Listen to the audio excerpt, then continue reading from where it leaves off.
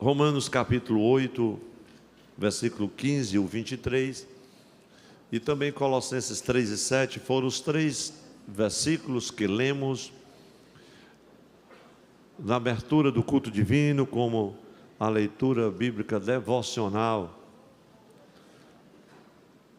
Uma palavra que precisamos sempre voltar a ela, e hoje o Senhor tem tocado no meu coração para compartilhar com a igreja sobre a doutrina da adoção e filiação, adoção de filhos.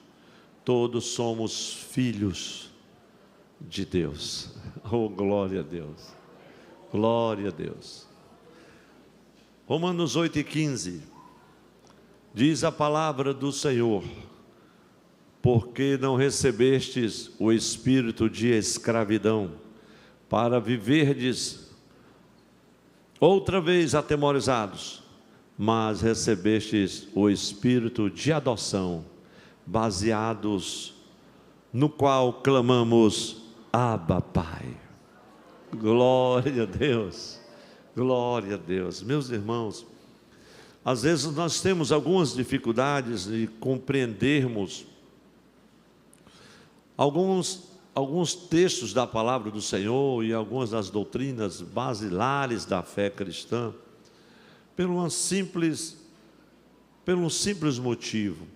Nem sempre nós nos encontramos com o conhecimento relativo aos costumes das terras bíblicas do povo do Oriente, e daí nós ficamos limitados para compreender algumas verdades da palavra do Senhor, verdades essas que se expressam nas páginas das Escrituras, porque nós não temos conhecimento das tradições do lugar, daquele povo, e aí a nossa dificuldade de entender, inclusive às vezes algumas parábolas, algumas metáforas, porque elas estão muito ligadas aos povos do Oriente. Nós, cá do Ocidente, temos uma cultura muito diferente em muitos aspectos. Mas, meus irmãos, e dentre estes aspectos, eu quero compartilhar, dando um breve exemplo sobre o uso do nome. Nós cantamos aqui, Jesus, Jesus, Jesus, clama na tribulação. Era o hino da minha mãe, meu Deus, ela cantava muito esse hino no culto doméstico. Minha mãe, a senhora sempre canta esse hino, isso assim é para espantar a tribulação. Glória a Jesus. Mas o nome de Jesus, o uso do nome de Jesus. Colossenses 3:17, o outro texto que nós lemos da palavra de Deus, diz assim: e tudo quanto fizerdes, seja em palavra, seja em ação, fazei-o em nome do Senhor Jesus, dando por ele graças a Deus Pai. O uso do nome nas Escrituras, meus irmãos, principalmente no Novo Testamento, está muito relacionado à doutrina da adoção de filhos, que eu quero compartilhar com a igreja do Senhor hoje, a igreja no culto presencial, a igreja no culto online. O uso do nome, e aqui tem algumas coisas que são preciosas para que a gente possa, pelo menos introdutoriamente, chegarmos à mensagem propriamente dita. E o que é, por exemplo, o que é, afinal, que a adoção e filiação, o que é que Paulo quer dizer nesse texto de Romanos, que eu chamo a sua atenção para fazermos uma releitura? O que é que ele quis dizer quando escreveu Romanos 8 e 15, também o versículo 23, principalmente a parte B: recebeste o espírito de adoção. Como assim? E é importante porque no nosso culto de ensino, a gente pode parar, pode falar com mais vagar, fazer alguns questionamentos, explicar, trazer à luz, para que sejamos ensinados na palavra de Deus. A palavra do Senhor também nos remete a Efésios, a epístola do apóstolo Paulo aos Efésios 1:5, quando ele fala ali que Deus enviou o seu Filho para que pudesse receber a adoção. E a palavra traduzida para adoção é uma palavra grega chamada ruiotesia. Eu não sou muito de estar falando grego, porque não sei, mas o transliteralizado, a gente até se arrisca, e é importante, às vezes até eu omito falar, mas alguns ensinos da palavra, é importante que a gente traga isso à luz. Então, ruiotesia é a palavra que, no original, significa adoção, colocar como um filho.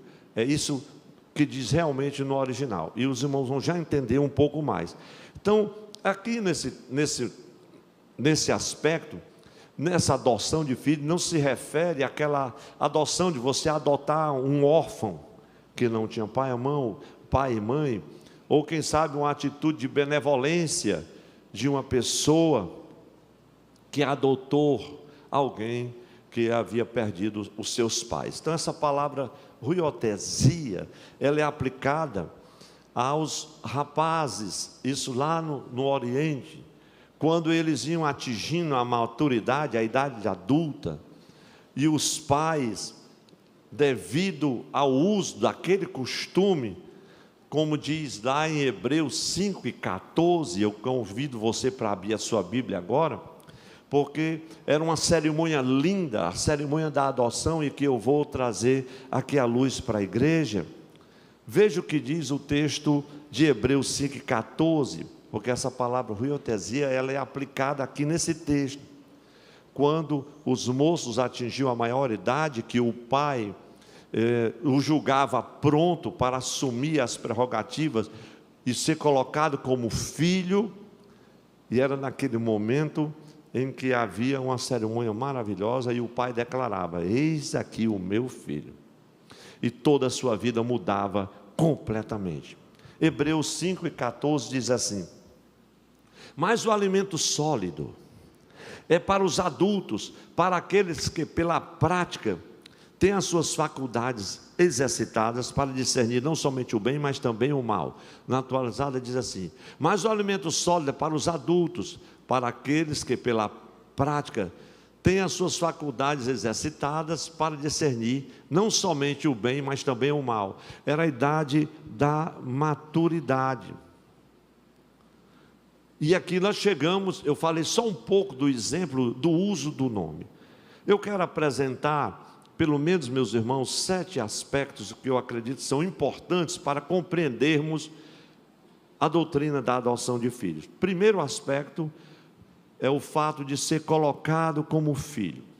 Então voltamos essa brevíssima narrativa. Quando um rapaz, ele ia crescendo e atingia, vamos dizer assim, a maioridade, a maturidade lá nas terras bíblicas, e demonstrava a sua capacidade de ser responsável, então chegava o dia em que o pai conclamava os anciãos das cidades, os familiares, os amigos, para uma cerimônia pública. Era a cerimônia da adoção, em que aquele moço, agora já maduro, seria colocado como filho. Os vizinhos, os anciãos do povoado eram chamados para testemunharem aquele evento. Era uma cerimônia maravilhosa, muito significativa, eu acredito, mais do que significativa, determinante na vida daquele moço, porque depois dela, tudo iria mudar, após aquela cerimônia. Ele sempre seria o descendente natural do seu pai, e desde o nascimento era assim, mas agora era uma ocasião especial, porque ele estava sendo colocado como filho, e ao atingir a sua maturidade, vamos dizer assim, a estatura completa naquela época, o pai o considerava pronto para participar da cerimônia e o colocava como filho. E aqui vem algo que é importante a gente frisar como luz para o nosso entendimento. No Ocidente, estou falando aqui do lado de cá, no Ocidente, quando nasce uma criança, quando nasce um bebê, o pai entra na maternidade, né? E diz orgulhosamente: este é o meu filho. Não sei se os pais já disseram assim: este é o meu filho. É uma alegria, irmãos, inusitada quando a gente vê principalmente o primeiro filho, glória a Deus. A gente não sabe nem explicar direito. Na língua portuguesa, na nossa língua aqui, nós temos uma palavra, uma só palavra para filho. Pode ser um bebezinho, pode ficar grande, o menino já está barbado, tem 3 filhos, você é o meu filho. É ou não é verdade? Não? Palavra portuguesa, filho é filho. Ele pode ter 1 ano de idade, 3 meses, pode ter 10 anos, pode ter, já ser casado, é o meu filho, é a minha filha. Só, meus irmãos, que no grego é completamente diferente. No grego nós temos 3 palavras para filho. E aqui a gente acaba, vamos dizer assim, tendo um problema semântico ou de linguagem para nós, né? E no grego nós não temos isso. Porque você assim, o meu filho, quantos anos tem seu filho? A pessoa quer logo saber, mas no grego não tem esse problema. Por quê? Porque no grego um bebê é chamado teknion. E eu fiz questão de pedir o Ademar para colocar, porque os que gostam de anotar e depois assistem offline, têm a oportunidade de deixar isso registrado. Então, teknion, quando um filho é ainda bebê. Em português, por exemplo, seria uma criancinha, uma espécie de recém-nascido, né? Já teknon, o teknon é a outra palavra grega para filho, se refere àquele filho que está amadurecido, mas ainda não está pronto para assumir a responsabilidade. É o que aqui a gente, no português, nós chamaríamos assim, não, ainda uma criança, equivale ao adolescente. Equivale ao adolescente, é o teknon. Mas tem o huios. O huios se refere a um filho que já está pronto para assumir a responsabilidade. Alguém que já vai agora ser colocado como filho, está pronto para passar pela cerimônia da adoção. Quem está entendendo até aqui diz amém? Amém. Em português é um filho na idade adulta. Então no grego só é chamado de filho quem passa pela cerimônia da adoção. Quem não passou pela cerimônia da adoção não vai ser chamado de huios, ou chama de teknion, que é uma criancinha, ou teknon, que já é um adolescente. Veja como é que o apóstolo Paulo, meus irmãos, eu gosto muito desse texto de Gálatas, da relação que ele tem com essa realidade. Gálatas 4, 1 e 2, o apóstolo Paulo vai mencionar isto quando escreve Gálatas 4, 1 e 2. O herdeiro, enquanto é criança, olha só, enquanto é criança, teknion, não é assim? Enquanto é criança, não difere nada do servo, embora seja destinado, né, irmãos, a ser senhor de tudo, mas é criança. Se encontra sobre tutores. Na corrigida diz assim, tutores e curadores, até o tempo determinado. A igreja está ouvindo, irmãos? Diga assim, até o tempo determinado pelo Pai. Se eu perguntar a vocês, qual é o tempo determinado pelo Pai?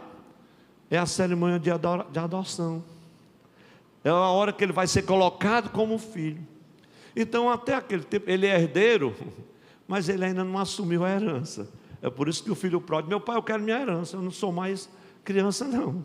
E o pai diz, meu filho, não faça isso não, mas ele já tinha direito à herança.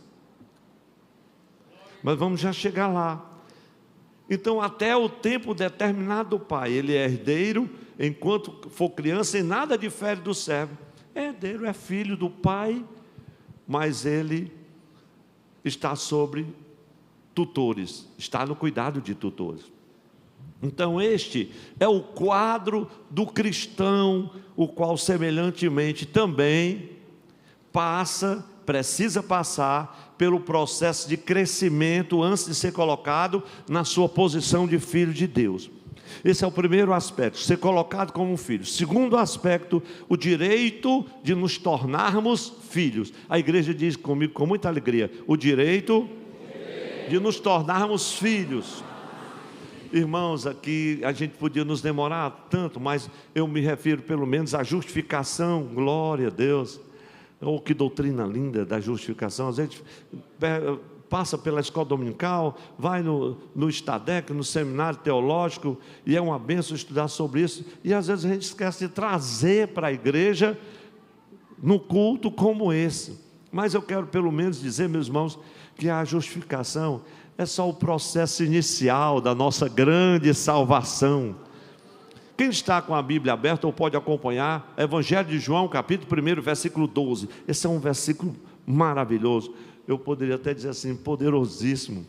O texto da palavra diz assim, os irmãos podem ler comigo? Mas a todos quantos o receberam, deu-lhes o poder de serem feitos filhos de Deus, a saber, aos que creem no seu nome. Agora eu vou ler esse texto, ampliando um pouco mais para que você entenda melhor. Mas a todos quantos o receberam, deu-lhes o poder, ou seja, no original, a autoridade, o direito, o privilégio. Quem está entendendo, meus irmãos? De serem feitos, de outra tradução, de se tornarem filhos de Deus. Essa palavra poder nesse texto aqui, meus irmãos, é uma palavra importantíssima nesse versículo, porque ela deveria ser traduzida, em algumas traduções, na verdade o são, como autoridade, já que a palavra grega aqui é exousia. E os irmãos que estudam a palavra sabem muito bem disso. Então essa palavra significa privilégio ou permissão.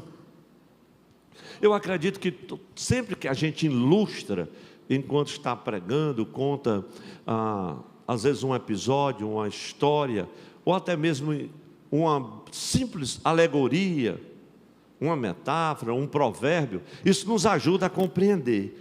Por exemplo, mas como assim, pastor? Que ele nos deu a autoridade, o privilégio, o direito de nos tornarmos filhos. Como assim?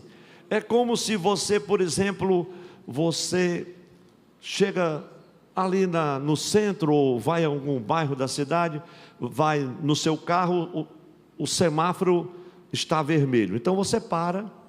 Se você vou também caminhando, o sinal fechou, você vai parar, você não tem permissão para seguir.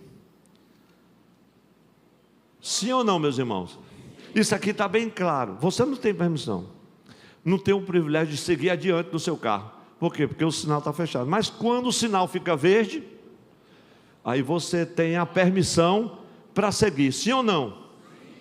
O sim está pequeno, mas eu acredito que todo mundo compreendeu.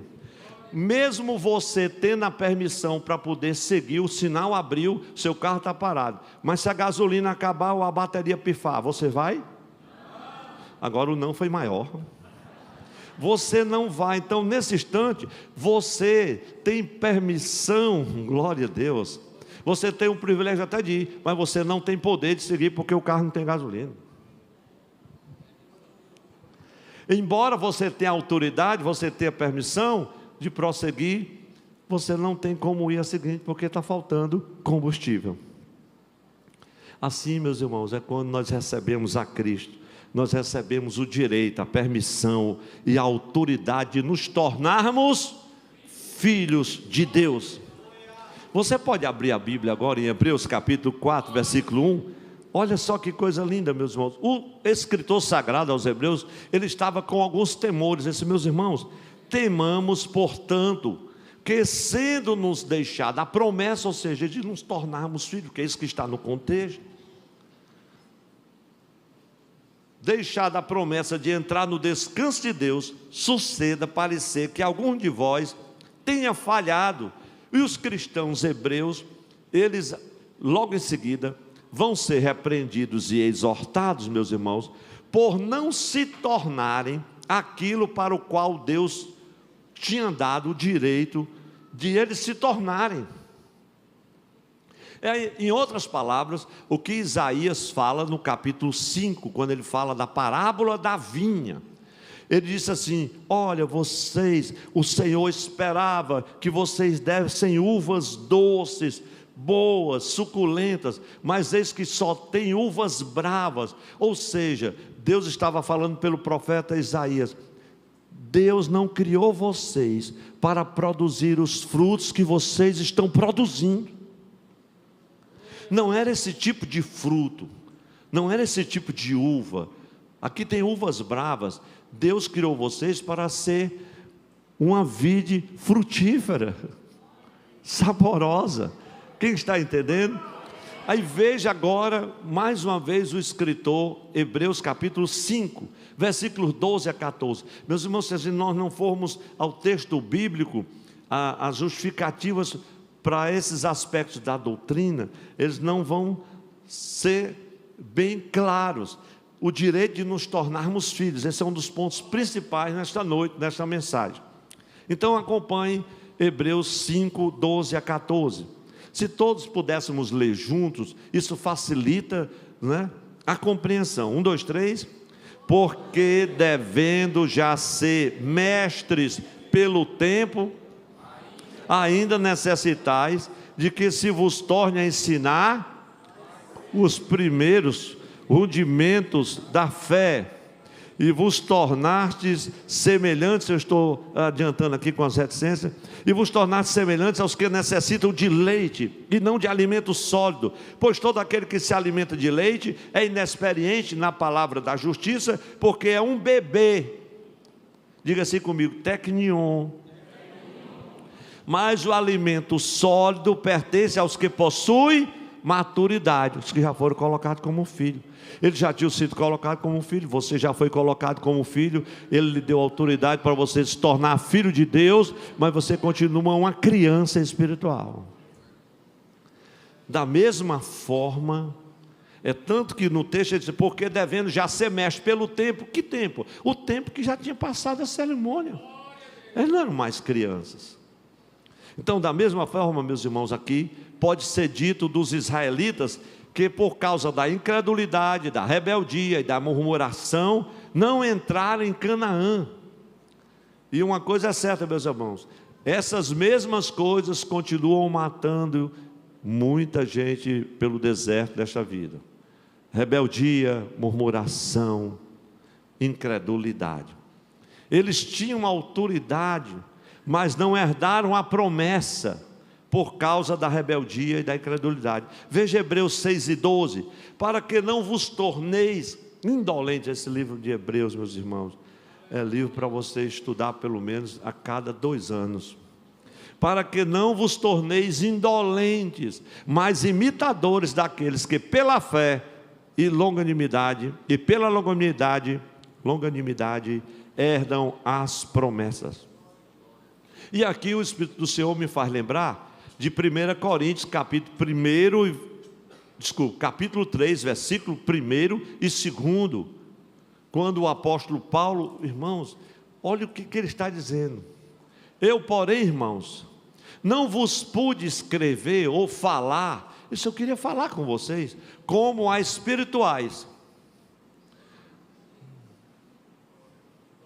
Como a espirituais. E o que é que está acontecendo? E sim, é o que diz o texto, como a carnais, como a crianças em Cristo. Esse eu quero falar com vocês, que eu queria falar com pessoas já maduras, que já foram passados na adoção de filhos, que já têm maturidade, mas vocês são crianças. E aí ele vai dizer por quê. Olha o versículo de número 2. Leite vos dei a beber, não vos dei alimento sólido, por quê, irmãos? Porque ainda não podias suportar. Como é que você vai dar baião de 2 com carne de charque, uma criança de recém-nascida, irmão? Nem ainda agora podeis, porque ainda sois carnais. Aí eu não vou ler o restante do capítulo 3, você vai ficar horrorizado com o que estava acontecendo na igreja em Corinto. Era a igreja, tinha todos os dons, irmãos, é a cara do nosso tempo. Tem gente que é tanto dom, é tanta coisa, é tanta revelação, é tanta revelagem, é tanta coisa, mas ainda é carnal. O que o apóstolo estava querendo dizer assim, eu vou dar leite para vocês. Lá em Hebreus 5 ele diz assim, eu queria dar a vocês um mantimento sólido, mas eu estou dando leite. Eu ainda tenho que falar aqui dos rudimentos, falar do batismo, da imposição de mãos, do arrependimento. Eu queria pregar alguma coisa mais profunda para vocês, mas vocês não têm condições de ouvir, não estão preparados para ouvir. Meus irmãos, culto de doutrina é uma bênção, e culto de doutrina não pode ser raso. Por isso que o pastor tem que pagar o preço, e é a obrigação dele mesmo. O que estava acontecendo aqui? Eles tinham todos os dons, mas não se tornaram aquilo para o qual tinham direito de se tornarem. Eles tinham direito de se tornarem, mas não estavam fazendo assim. Deveriam ser cristãos maduros, serem responsáveis, assumir a responsabilidade como filhos de Deus. Mas graças a Deus, meus irmãos, nós temos essa promessa aqui, de recebermos o poder, exóusia, ou o direito de nos tornarmos filhos de Deus. Glória a Deus por isso. Vamos alegrar quem está ao nosso lado, dizendo assim: você é filho, você é filha de Deus. Ele te deu o poder. Todos quantos o receberam, ele diz, a saber, os que creram no seu nome. Isso é grande demais, irmãos, a gente não se dá conta. O terceiro aspecto que é importante na doutrina da adoção de falar são os estágios do crescimento. Os estágios do crescimento, irmãos, o apóstolo João, ele é incrível. O evangelho de João, eu acredito que a gente precisa voltar a estudar sempre o evangelho de João, inclusive nos nossos cultos com a igreja do Senhor, porque o evangelho de João, ele vai confirmar aqui os estágios, não só o evangelho, mas também as cartas do apóstolo João.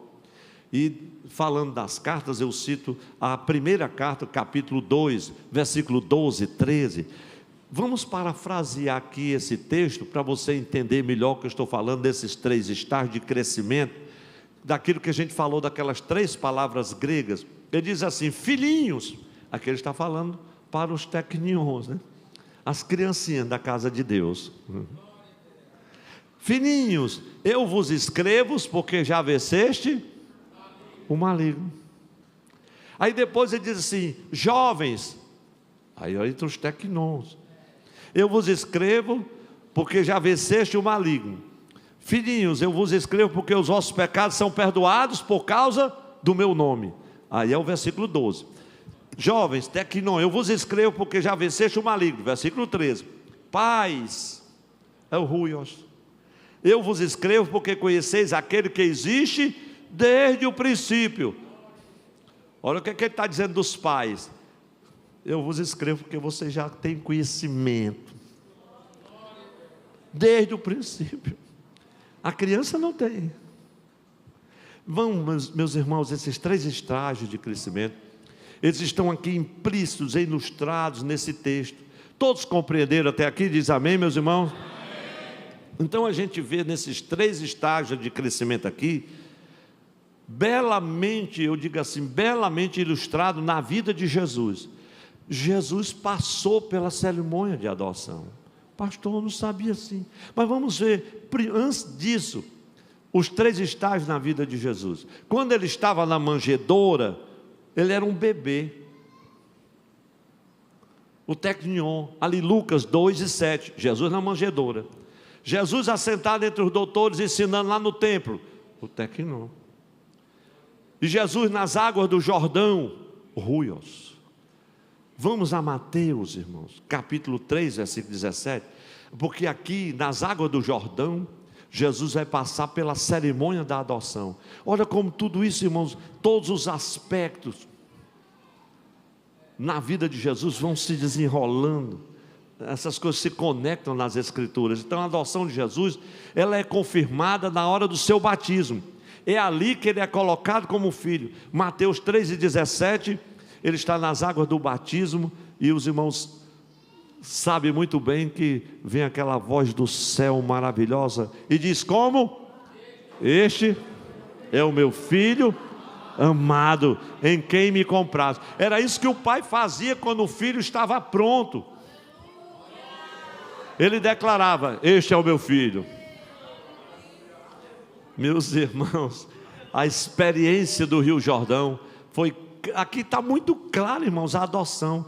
Está aqui seguindo a tradição das terras bíblicas. O Pai Celestial traz agora o Filho diante dos amigos, dos vizinhos, dos anciãos, dos sacerdotes.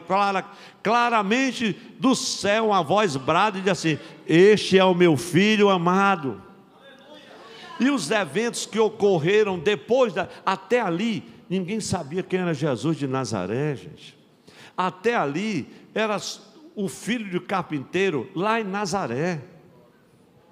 Ninguém sabe nada a respeito do ministério de Jesus antes dessa cerimônia, mas depois da adoção, glória a Deus, em que ele é colocado como filho, aleluia, tudo mudou, glória a Deus. Nós nos tornamos, estamos autorizados a seguir com este privilégio, somos filhos. Então o crescimento e desenvolvimento de Jesus, irmãos, foi o padrão e continua sendo o padrão para o nosso crescimento e o nosso amadurecimento e a nossa filiação. É isso que Paulo diz em Efésios 1:5. Veja o que diz Efésios 1:5: nos predestinou para Ele, para a adoção de filhos, por meio de Jesus Cristo, segundo o beneplácito da sua vontade. Glória a Deus. O quarto aspecto da doutrina da adoção e filiação: Jesus é o nosso exemplo. Pastor, por que o senhor colocou isso aí, meus irmãos? Por um fato glorioso. Quando Jesus sai das águas do batismo, vem o Espírito Santo sobre ele em forma corpórea de pomba. Glória a Deus. Sua vida mudou. O texto do capítulo 3 de Mateus, versículo 16, diz assim: então abriu-se-lhes o céu. A vida muda, porque você é colocado como filho. João 1,32 diz assim: João testemunhou dizendo: vi o Espírito descer do céu como uma pomba e pousar sobre ele. Os céus se abriram. Quando Jesus sai dali, meus irmãos, as coisas começam a acontecer. Ele ia saindo, oh glória a Deus, ia chegando em Naim com os discípulos. Uma pobre viúva, uma pobre mãe com um filho único, sofrimento tremendo, levando para ser sepultado.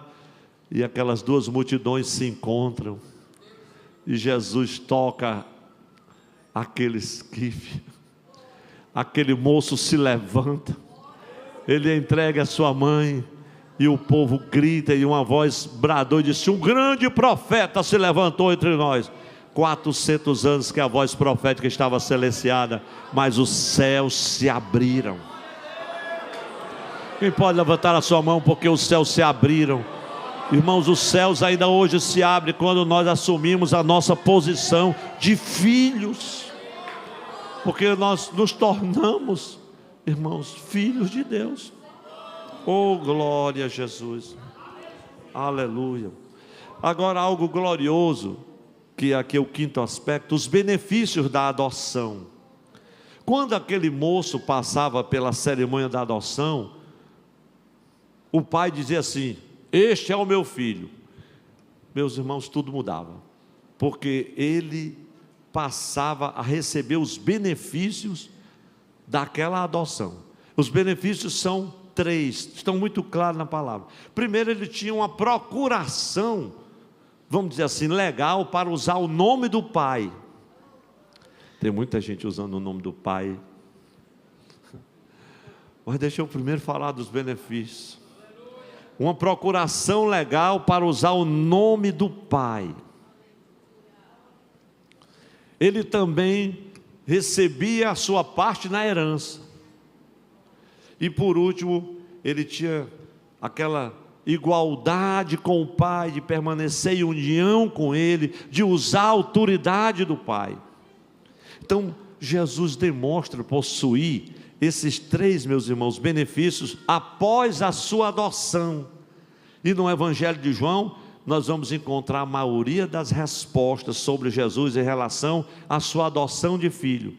Eu estou suprimindo algumas coisas para falar em nome de quem? Vamos falar um pouco sobre estas verdades tão preciosas. E aqui falando em nome de quem?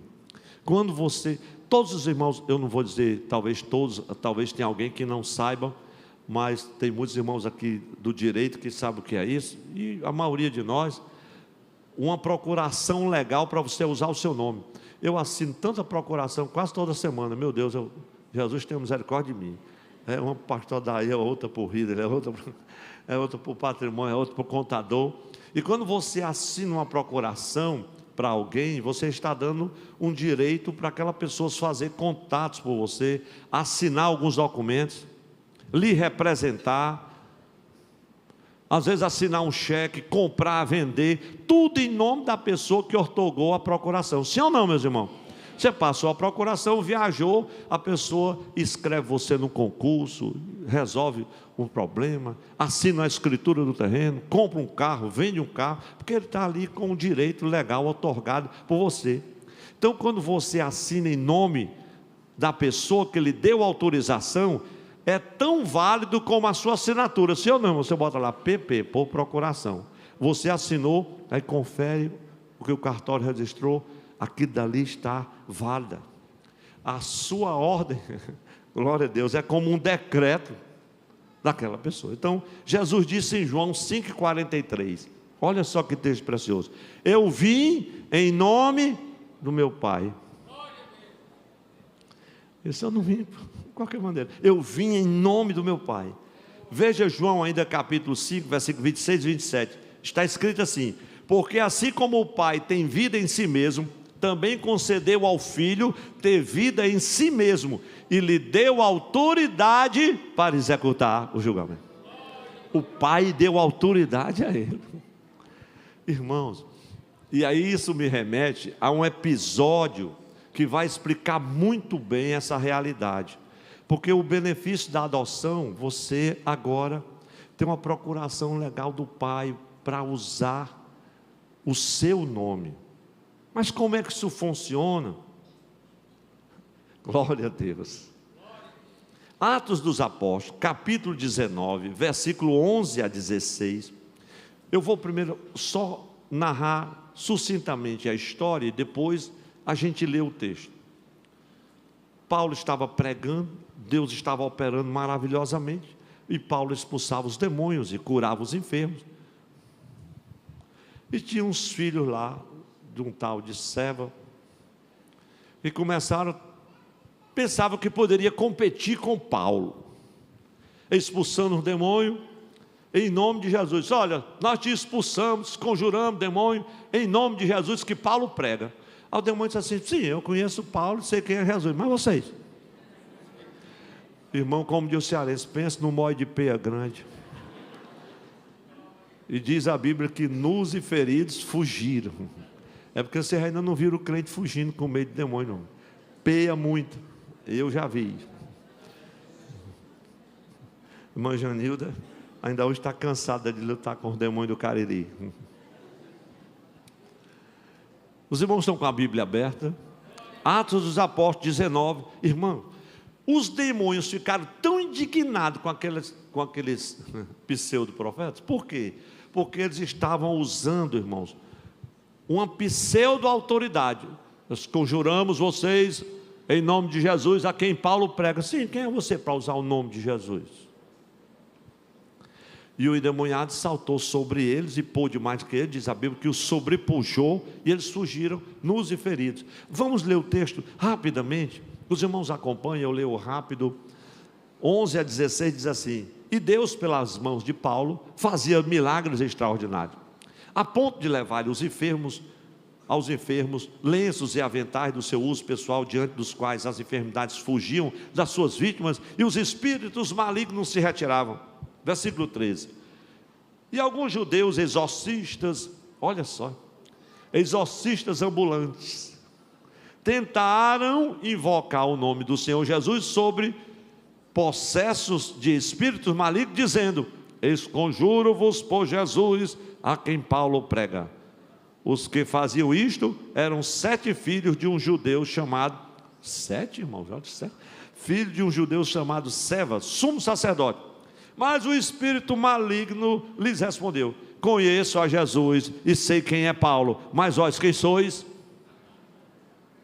E o possesso do espírito maligno só era um, tinha 7. E o possesso do espírito maligno saltou sobre eles, subjugando a todos, e de tal modo prevaleceu contra eles que desnudos e feridos fugiram daquela casa. Meus irmãos, não é o fato de dizermos assim: em nome de Jesus, eu te ordeno, em nome de Jesus, em nome de Jesus. Você acha que funciona as coisas assim? Não é abracadabra não, irmão. Isso não é varinha de condão não. As coisas não funcionam assim no reino de Deus não. Em nome de Jesus, em nome de Jesus. Não é assim que funciona. Eu te repreendo. E o demônio fica mais valente. O que está acontecendo? O nome de Jesus. Oh, glória a Deus. Só vai ser eficaz numa hora como essa, se houver um relacionamento correto com o Pai. Então, a autoridade vai estar presente. Quem está entendendo, diz amém. Irmãos, a gente contar a história nessa hora, vendo ali o pastor Aldezeira ali, me lembrando do pastor Valtinho lá no Iguatu, a gente na cruzada, começou a chover, a gente precisava terminar, e já ia terminar, e o pastor Valtinho, meu amigo, começou a gritar: tem demônio aí? Olha, irmãos, já tem demônio sem chamar, imagina chamando. Aí ficou eu, o pastor Valtinho, o Aldezeira, os crentes foram embora, e nós ficamos na chuva lutando com aquele demônio terrível até umas horas da noite, irmão. Tudo molhado, Bíblia molhou tudo. Então nunca, nem chame não, porque já tem.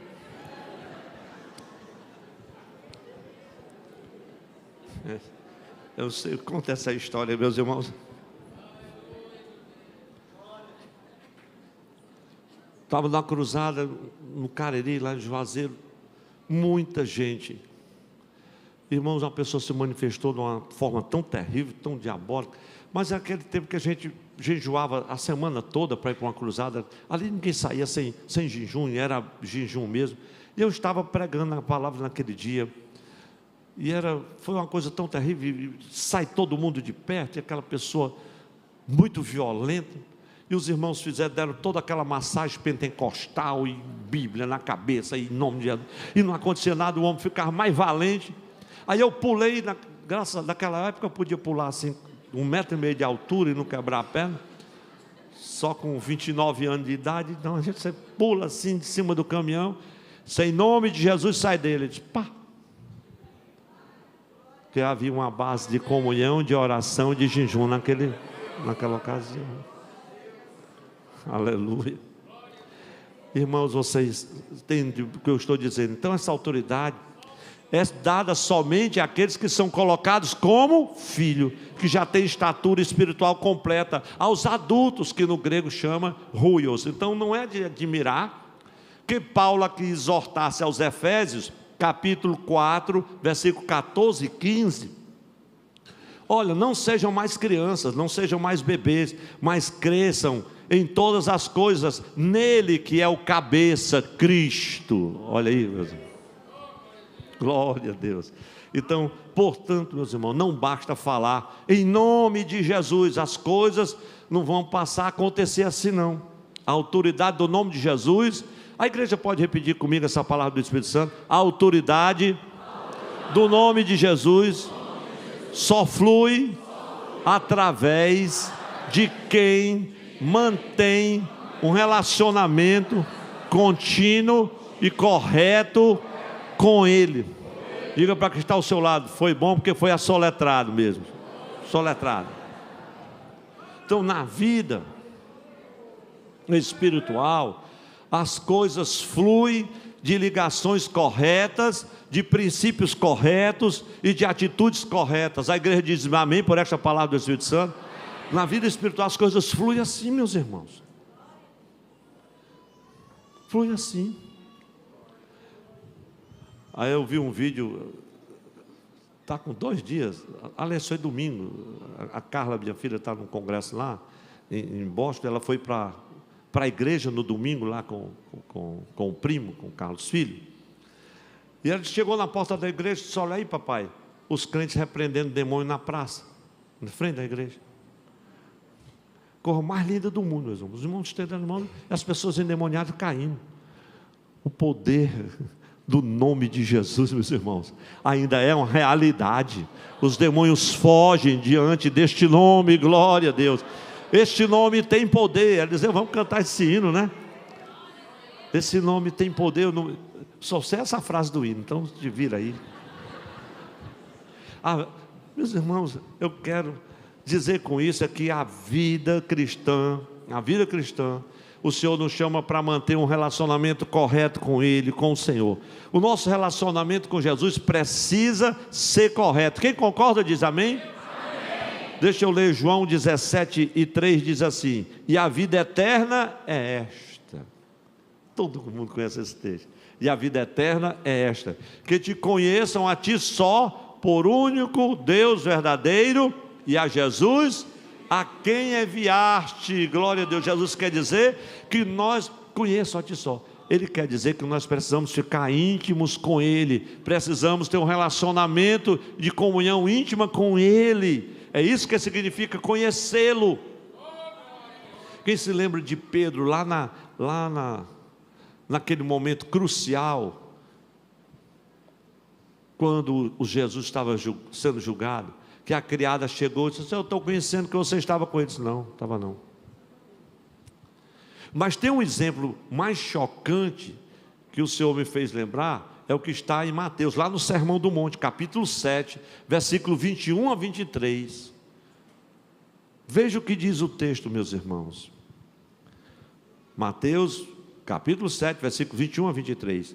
Nem todo aquele que me diz: Senhor, Senhor, entrará no reino dos céus, mas aquele que faz a vontade do meu Pai que está nos céus. Versículo 21. Muitos me dirão naquele dia: Senhor, Senhor, não profetizamos nós no teu nome, e em teu nome não expulsamos demônios, e em teu nome não fizemos muitas maravilhas? Versículo 22, versículo 23. Nunca, olha a palavra do Senhor Jesus: em teu nome nós fizemos isso, profetizamos, fizemos maravilhas, expulsamos demônios, nós curamos. Aí o Senhor diz assim: nunca vos conheci. Nunca vos conheci. Mas não foi no teu nome, nunca vos conheci. Apartai-vos de mim, vós que praticais a iniquidade. Diga assim comigo: o relacionamento correto é de vital importância para a produção de frutos e para o exercício da autoridade espiritual. Sabe, meus irmãos, essas pessoas de Mateus aqui, que estavam curando, que estavam profetizando, estavam fazendo maravilha, expulsando demônio, estavam operando toda sorte de sinais sobrenaturais, mas o Senhor chega e diz assim: apartai-vos de mim, vocês que praticam a iniquidade. O que é que Jesus quer dizer com isso? Apartai-vos de mim, vocês que praticam a iniquidade. O que é que ele está querendo dizer com isso? Ele está falando, irmãos, aqui de algo profundo. Essa palavra iniquidade, no original, fala de ilegalidade. É a palavra grega aqui para essa passagem, iniquidade. Apartai de mim, vocês que praticam a iniquidade. No original fala de ilegalidade, ou seja, significa fazer as obras de Deus sem estar em um relacionamento correto com Ele. Você está fazendo a obra, mas é de uma forma ilegal. Você não tem relacionamento com Ele, então você não devia estar fazendo a obra de Deus. Você está pregando, mas você não tem vida para pregar. Você está ensinando, mas você não tem vida para ensinar. Você está ensinando aos casais da igreja, mas você está em tempo de matar a tua família e a tua esposa não aguenta mais. Diga para quem está ao seu lado: já entendi, pastor. Ilegalidade significa fazer a obra do Senhor, meus irmãos, sem a obra de Deus, sem estar em um relacionamento correto. pessoa está aqui, faz parte do ministério, canta louvores, etc., mas não marcha conosco. Ou seja, isso é ilegalidade. Está, mas não está. Tem um exemplo, irmãos, eu poderia dar 2 exemplos, mas não vou ler, porque senão precisaria ler Ezequiel capítulo 44, versículo 1 até o 31, os filhos de Zadok. Mas eu preciso pelo menos, irmãos, me referir a esses levitas incríveis daquele tempo. Os filhos de Zadok, meus irmãos, eram os únicos levitas permitidos, que tinham permissão de se aproximarem do Senhor para ministrarem a Ele. E os outros levitas, pastor, não eram permitidos, só os filhos de Zadok. Por que os outros não eram permitidos? Porque haviam praticado a apostasia. Havia ídolos em suas vidas e em suas experiências. Não podiam ministrar o Senhor, não era permitido. Por quê? Porque não tinha um relacionamento correto. Hoje chega gente de todo jeito e tal, aí chega aqui, irmão, quero uma oportunidade. Irmão, queria uma oportunidade para cantar um hino. Irmão, diz, não, eu sou do ministério ABCD, não sei de onde. Ninguém sabe nem como é que está a vida da pessoa. Não, eu quero cantar, quero ministrar. Eu nunca cantei aqui no Templo Central. Sim, mas não é assim. Irmão, eu estou aqui, eu sou levita. Levita de onde? Quando você vai olhar a carta, é falsa. O cara tem uma carta falsa, ele pegou a logomarca falsa da igreja, falsificou a assinatura de um pastor e de um secretário de uma convenção de uma igreja e sai pelo mundo cantando, eu sou levita, gente. Isso é ilegal ou não é? Fazendo a obra de Deus sem um relacionamento correto. Isso é muito triste. Os filhos de Zadok, eles podiam ministrar ao Senhor, e os outros não podiam. Por quê? Os outros levitas, porque haviam se inclinado aos ídolos, tinha apostasia, as suas experiências estavam marcadas pelo que era profano. E os outros levitas, os que não podiam ministrar ao Senhor, faziam o quê? Eles ficavam limitados ao pátio externo do templo. É o que acontece com muitos cristãos no nosso tempo. Estão limitados ao pátio externo do templo. Ficam sempre à margem, sabe, meus irmãos? É um relacionamento correto com o Senhor que nos leva à presença real, genuína dEle. Cada culto meus irmãos, era para ser um encontro desses, era um culto, era algo apoteótico, porque nós estamos nos apresentando ao Senhor. Oh, glória a Deus. Não, mas eu vou fazer isso aqui em nome de Jesus. E tem gente que usa o nome de Jesus para qualquer coisa. O relacionamento correto com Ele é a principal exigência para você usar o nome de Jesus. Quem entendeu, diga mais um amém para Jesus. Nós já vamos concluir. Então, meus irmãos, o relacionamento correto com o Senhor é o fundamento para obtermos autoridade espiritual, além, é claro, de fé, de obediência, de retidão, de unção.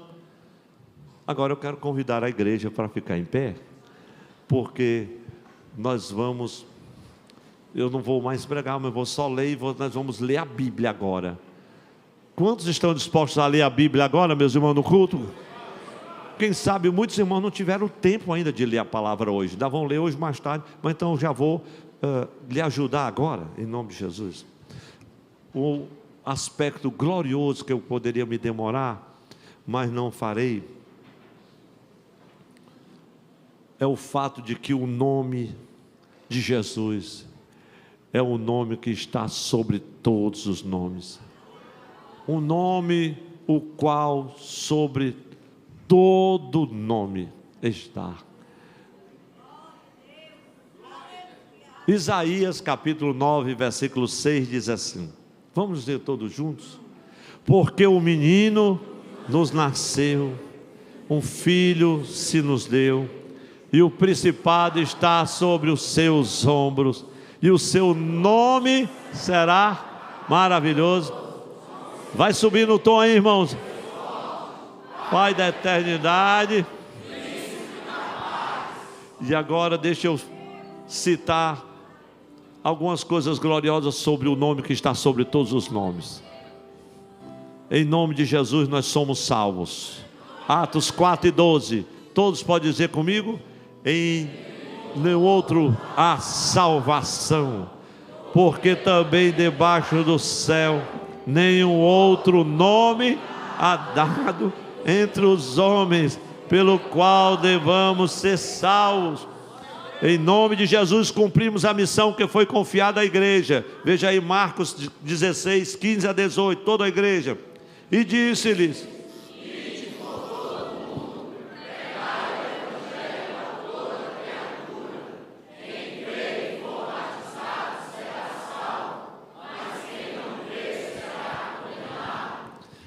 sinais seguirão aos que creem.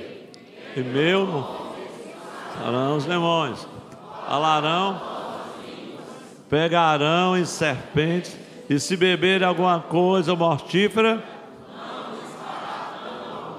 e no nome imporão as mãos sobre os enfermos e os curarão. Diga comigo: em nome de Jesus, lutamos contra os nossos inimigos.